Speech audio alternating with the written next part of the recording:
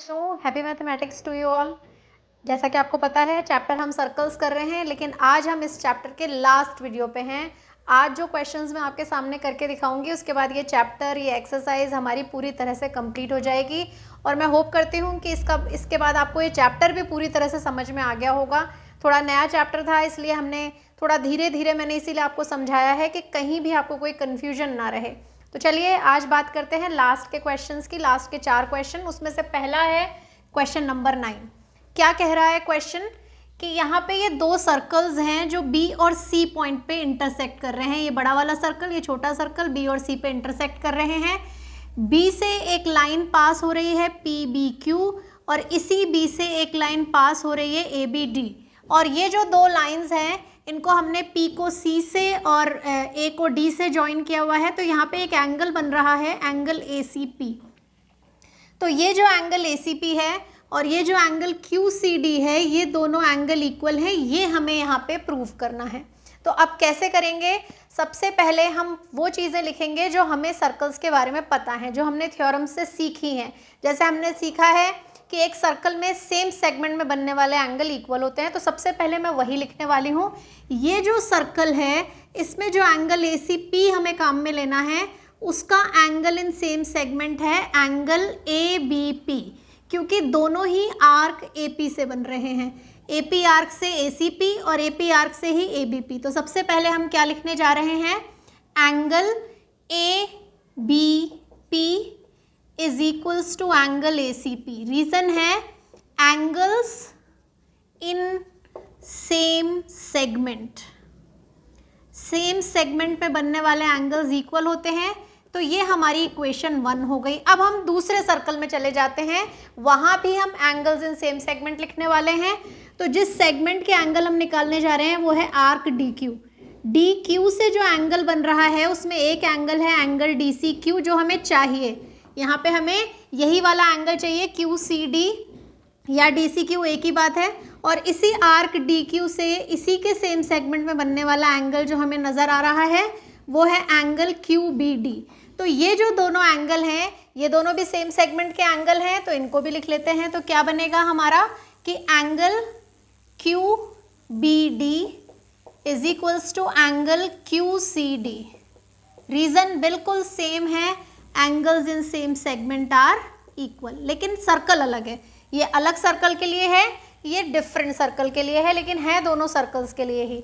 ये तो वो बातें हैं जो हमें इससे पता चली कि angles in same segment equal होते हैं। और इन दोनों एंगल में जो रिलेशन हमें नज़र आ रहा है वो क्या है? उन्होंने कहा PBQ एक स्ट्रेट लाइन है, ABD भी स्ट्रेट लाइन है। तो ये जो 2 एंगल हैं ये दोनों वर्टिकली ऑपोजिट एंगल हो गए। तो अब हम क्या लिखने जा रहे हैं? Angle ABP is equals to angle QBD। Reason है vertically opposite angles are equal, vertically opposite angles.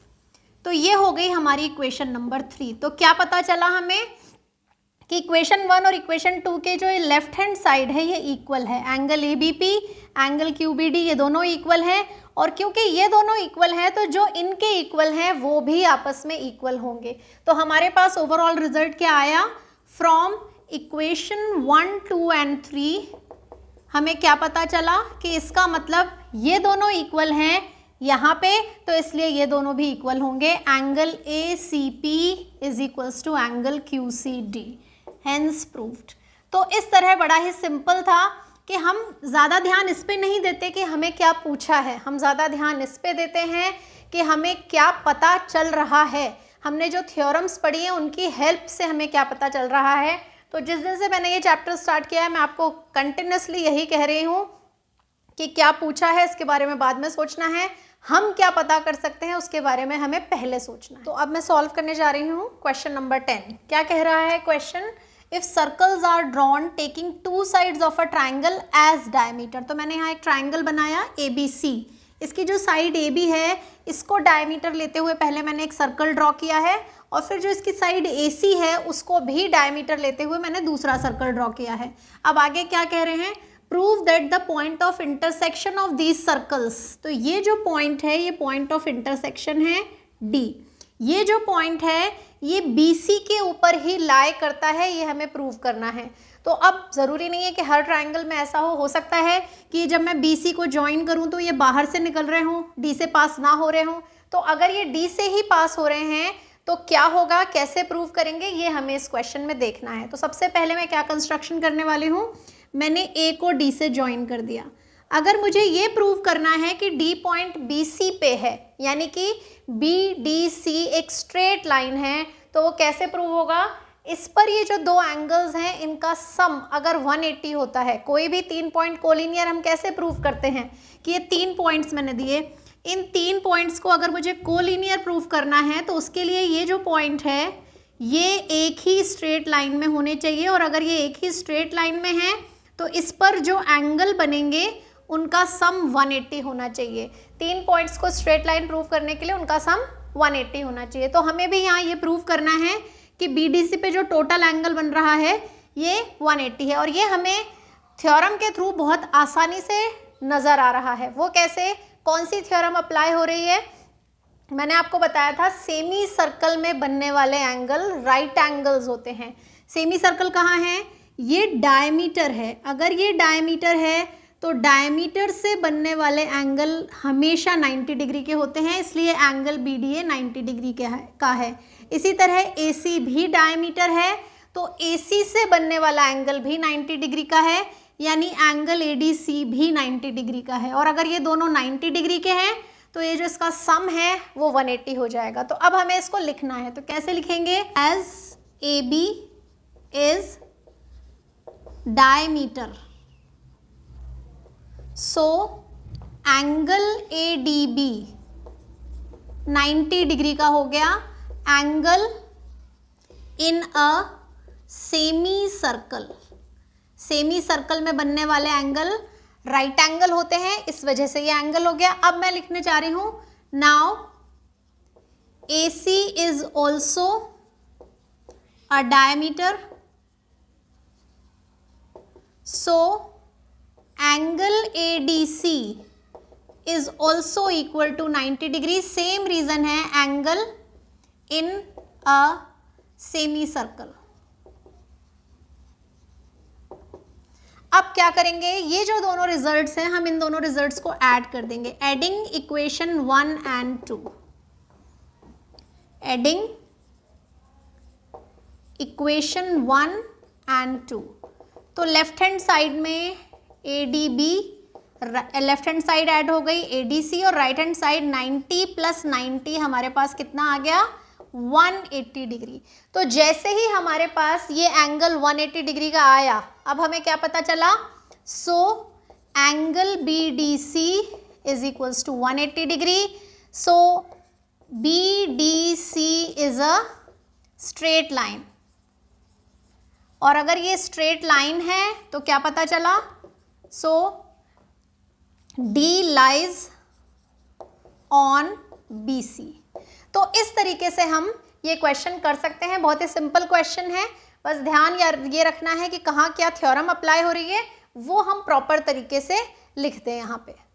अब मैं सॉल्व करने जा रही हूँ क्वेश्चन नंबर 11। इस क्वेश्चन में क्या कहा गया है, ABC और DBC दो right triangle with common hypotenuse AC। तो मैंने ये फिगर बनाया, ये AC लिया मैंने कॉमन हाइपोटेन्यूज, एक राइट ट्राइंगल इसमें बन रहा है ABD, तो ये वाला एंगल 90 डिग्री का है, और एक बन रहा है ADC, तो ये वाला एंगल भी कितने डिग्री का है, 90 डिग्री का है। अब उन्होंने कहा है कि हमें कोई दो एंगल्स इक्वल बताने हैं, पर वो एंगल इक्वल करें उससे पहले ध्यान से देखिए, मैंने बताया आपको कि ये जो दो एंगल्स हैं ये दोनों 90 डिग्री के हैं। तो हमें यहाँ से क्या पता चल रहा है कि ये दोनों दिखने में एंगल्स इन सेम सेगमेंट जैसे हैं। तो एंगल्स इन सेम सेगमेंट, अगर एक सर्कल में एंगल इन सेम सेगमेंट होते हैं तो वो इक्वल होते हैं, और अगर एंगल्स इन सेम सेगमेंट दिखने वाले एंगल इक्वल हैं तो इसका मतलब वो एक सर्कल पे लाई करते हैं। तो यहाँ हम क्या कहने वाले हैं, as angle ABC and angle ADC are equal।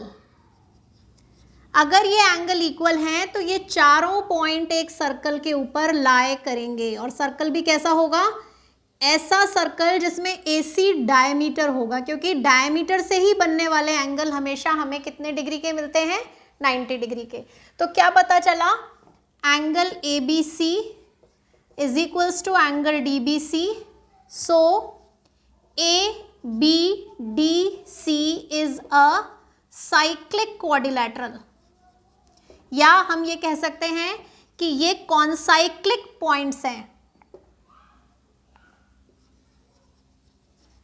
क्या कह सकते हैं हम, ABCD, ABD और C, ये चारों पॉइंट साइक्लिक क्वाड्रिलैटरल बना रहे हैं, या अदर वर्ड्स में हम ये कह सकते हैं कि ये चारों पॉइंट कॉन्साइक्लिक हैं। तो अगर ये चारों पॉइंट कॉन्साइक्लिक हैं तो इनके एंगल्स इन सेम सेगमेंट में बनने वाले बाकी के एंगल्स भी कैसे होने वाले हैं, इक्वल होने वाले हैं। अब देखिए क्या ज्वाइन कर रही हूँ मैं, B को D से ज्वाइन कर दिया मैंने, और अब हमें कौन से एंगल चाहिए उन पे जाते हैं।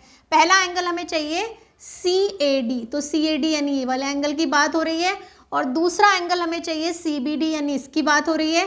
तो अगर आप ध्यान से देखेंगे इस सर्कल को, तो ये दोनों एंगल कॉर्ड DC से या आर्क DC से बनने वाले एंगल हैं, और सेम आर्क से बनने वाले एंगल्स हमेशा इक्वल होते हैं। तो अब हम क्या कहने वाले हैं कि angle CAD is equals to angle CBD। Reason क्या है, angles in same segment are equal. तो बहुत ही सिंपल सा क्वेश्चन था, सिर्फ हमें ये ध्यान देनी थी बात कि हम अभी तक जो यूज़ करते आ रहे थे यहाँ हम उसका कन्वर्स यूज़ कर रहे हैं। क्या कन्वर्स है कि अगर ये दोनों एंगल इक्वल हैं, अगर ये दोनों सेम सेगमेंट जैसे दिखने वाले एंगल इक्वल हैं, तो जिन 4 पॉइंट से ये फिगर बन रहा है वो साइक्लिक क्वाड्रिलैटरल है, या फिर जैसा कि मैंने आपको कहा क्या कह सकते हैं, so ABD and C are concyclic. तो दोनों में से कोई भी बात आप यहाँ पे लिखेंगे आपका काम हो जाएगा। पॉइंट्स कॉन्साइक्लिक हैं तो भी साइक्लिक क्वाड्रिलैटरल ही है, और साइक्लिक क्वाड्रिलैटरल है या पॉइंट्स कॉन्साइक्लिक हैं तो बाकी के जो एंगल्स इन सेम सेगमेंट हैं वो भी आपस में इक्वल हो जाएंगे। तो इस तरीके से हमें छोटा सा क्वेश्चन है, लेकिन ध्यान क्या रखना है, काम में कन्वर्स आ रहा है।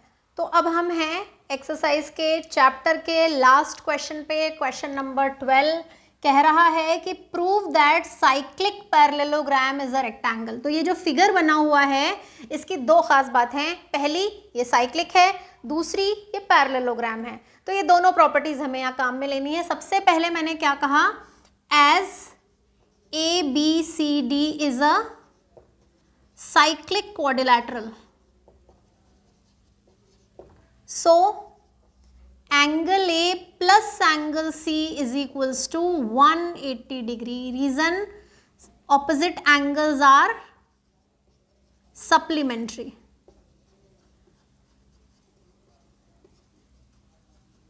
साइक्लिक क्वाड्रिलैटरल के ऑपोजिट एंगल्स कैसे होते हैं, सप्लीमेंट्री, इसलिए angle A plus angle C 180 degree का हो गया।